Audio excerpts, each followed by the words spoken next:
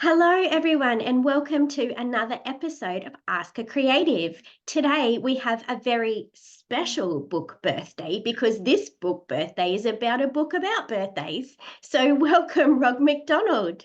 Thank you very much, Michelle. Thrilled to Oh, be here.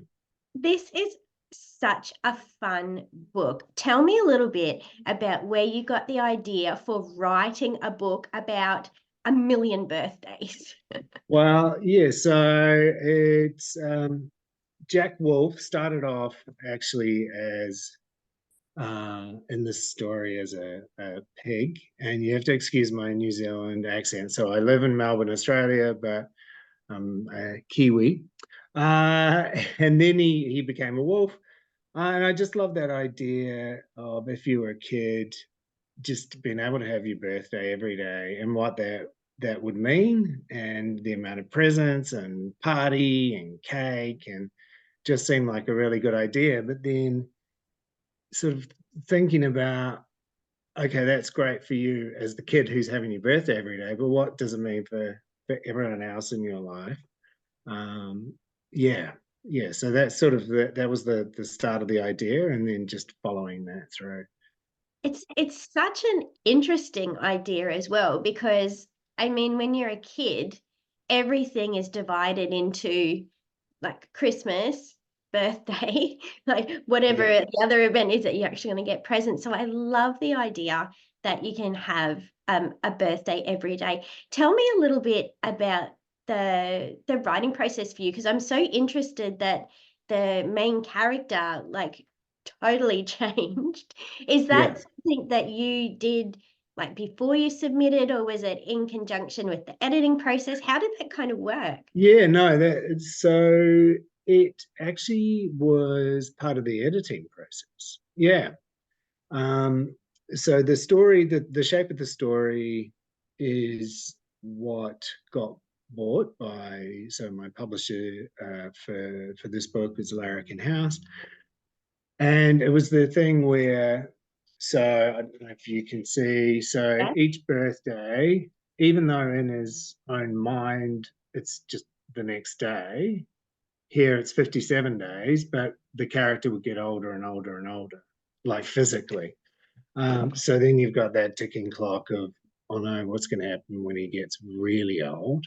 Um, and no, no spoilers or spoilers. He doesn't die. Yeah, Oh, like, good. yeah, which is good. Good. It's a children's book. So yeah. Well, in the original, when I was starting to do it, I was like, Adam, a skeleton. I was like, yeah, no, maybe you can't be that. So yeah, Part of so me would have actually really liked that though. I Like know. little Michelle's like, actually that would have tickled me. But yep, keep going. Yeah. So I was like, oh, okay. So working with the publisher, and they were fantastic. They knew it was my first pitch book as well. So I have written picture books for myself for years and years and years.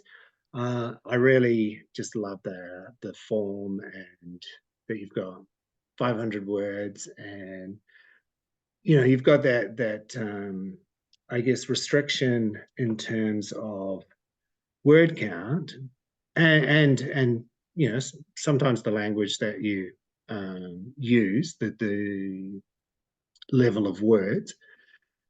But then conversely, you've got just this place of hope and unbridled imagination that anything can happen, and kids are going to go with that. And yeah, so I just think it's my other writing I do is adult crime fiction, so very very different. But I just love the space. So yeah, so publisher um, were fantastic. So it's a little bit of back and forth in terms of shaping the story, going through that editorial process. So it's probably maybe 5 or 6 goes. And that's including that sort of copy edit. Sort of you have that structural and copy edit kind of combined. To get the story shape, and to get Jack Wolf as the birthday boy. I love that we're having this conversation because I think that there's going to be a lot of creatives writing who think that they just have to get it perfect and send it off to the publisher, and then the publisher is going to print it exactly like. And I don't think I've ever had that. In all of my picture books, I don't think I've ever had a picture book go to print with at least some sort of change and input from an editor. So I think this is a really important conversation for people who are watching to know, that you have to get your book as absolutely perfect as you think it can be, but you Yes, need to yes. also be open to that editorial process. How do you go with editing? Because I know editing adult fiction is a very different process to Yeah. editing children's fiction. And almost, even though it's only under 500 words, I find that the editing process for kids' books is almost more of the kind of stabbing a spoon in your heart because Yes. you love it so much. How did you find that process? Yeah. So I've uh, I got another book with Larrikin, which will be coming out. Excuse me, which will be coming out. I'm not sure if it's next year or the year after, just with the way the schedule is. So, but recently been doing edits on that one as well. And I think the interesting thing is, and I believe I sort of learnt this from when I edited my first novel, because that was the first time I'd gone through a professional editing process. And it's that thing of listening to your heart, or listening to your gut, and also you've got these incredible professionals who can have a vision and want to see this book come alive, and so trusting what they're saying, but at the same time listening to your gut. If there's something, and you're absolutely right, when it comes to picture books, it can be a word, it can be this little phrase, or this idea, or this character, and when that doesn't feel right, then I guess investigating, okay, what they're saying this, I don't think that, but then what's making them say that, and what's the alternative? What can we suggest here? And it is that two-way conversation, which is great. So it's not like, oh, I've got to accept everything they say, but I don't know, probably 8 or 9 times out of 10 I will, because they're right. Yeah.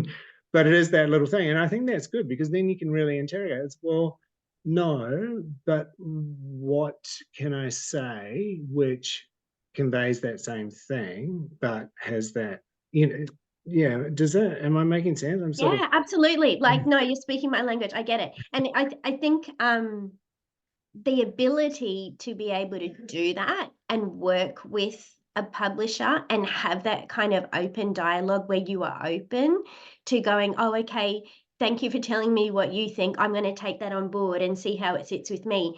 That can be tricky for people.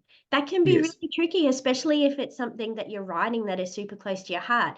And yes, then we have to throw in the third thing, which is the illustrations. Now, you yeah, have got gorgeous illustrations. Was it Alexandra Colombo who did? yes, Yeah, yeah, oh, aren't they yeah, just perfect for your story? Tell me a little bit about being yes. your first book, how it was seeing your words come to life. Oh, it was incredible, and I'm so grateful to Larrikin. They gave me a vote, shall we say? So they had two illustrators and got them to do a sample of the main character, and particularly because he ages, so got to sort of see him at different, like three different, like as a kid, middle aged, and then an old wolf.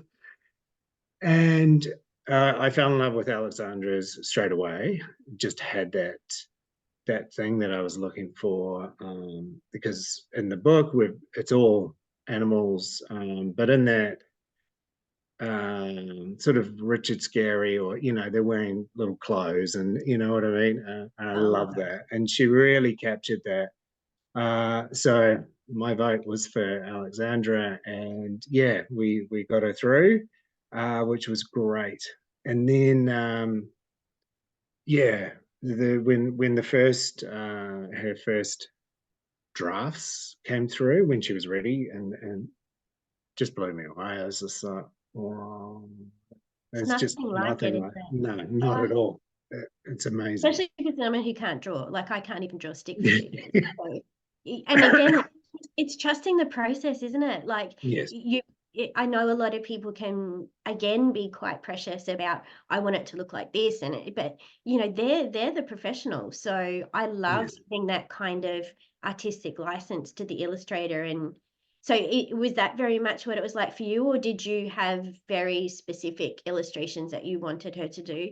No, no, and I'm smiling because in other parts of my life I can be a bit of a micromanager, but this was one, and I had watched things, shows like yourself and other professionals talk about it, and particularly picture book writers who aren't illustrators say about you've really got to not cede control, but I mean just hand it over because what they will bring will make it, you know, um, bigger than the sum of its parts. And it's just such a gift. So what I do is I do put in illustration notes. I'm quite a visual writer, or I write quite visually, if that makes sense. Yeah. So then I think as part of my own editing, then I need to pull that back and put it into the illustration notes. And part of that is because I just don't want to lose those words. But I'm also incredibly open if they want to wipe all of those and do whatever. That's cool. It's just more using illustration notes to tell the story. But how they go with that, as long as that sort of intent's there. So yes, I have some, and I did with this. I had some which she used, and but a lot of it she came up with, herself totally. And I was also working with Mary at Larrikin House. Mhm. Um, who was sort of our in between me and Alexandra, because Alexandra doesn't speak English, so it's kind of interesting. Um, and Mary was fantastic because she had got all the photos of real life animals and said, "This is what I was thinking based off my text," and she was spot on. It was incredible, like down to the duck, and it was the right, the right duck, and oh yeah, it blew me away. So the only one where I sort of gave direction was the brown clothes horse. Oh yeah. Um, so here's the brown, oh, and they're also like in party clothes. So there's the brown clothes horse. There we go. And Yes. so they're going, how does the brown clothes horse work? And I was like, well, it's a beautiful brown horse. So I sent a photo of this beautiful brown horse running. And it's also Farrah Fawcett from 1970s Sonny and Cher TV show. See the hair now. And Now that you say that. the Oh my outfit goodness. as well. So it was Oh, stop. amazing. It's giving Charlie's Angels vibes now. Yeah, yeah. So that was Oh, so cool. I was like, okay, I'm going to give you that. And then she just came back with that. I was just blown away. Yeah, oh, that's amazing. amazing. And it sounds like there's a real culture at Larrikin that it's a team effort. It sounds Yeah, like yeah, that's so great when that happens, and especially being your first book, having that experience. And I'm excited to hear that there's number two in the works as well. yes, yeah. So it's called Rainbow Street. I can't really say Don't tell much me more too than much about that, that one. No, no, no. but yes, yeah, very, very thrilled to be doing another book Yeah. with you. Yeah. We're all about happy millionth birthday at the moment. Yes. So if anybody wanted to contact you and find out a little bit more about what you do, what's the Yeah. best way that they can do that? Yeah, sure. So Instagram is where it's my main socials. I have a Facebook author page, but I'm not very good on that. So at R.W.R. McDonald. You see there, but without the dots. Mm-hmm. And that also then has my link tree in the bio.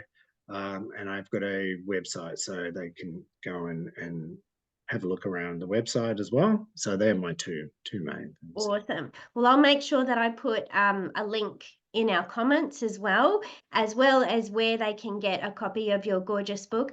Thank you so much for taking the time and giving us a little bit of an insight into how this beautiful book was created. I really appreciate it.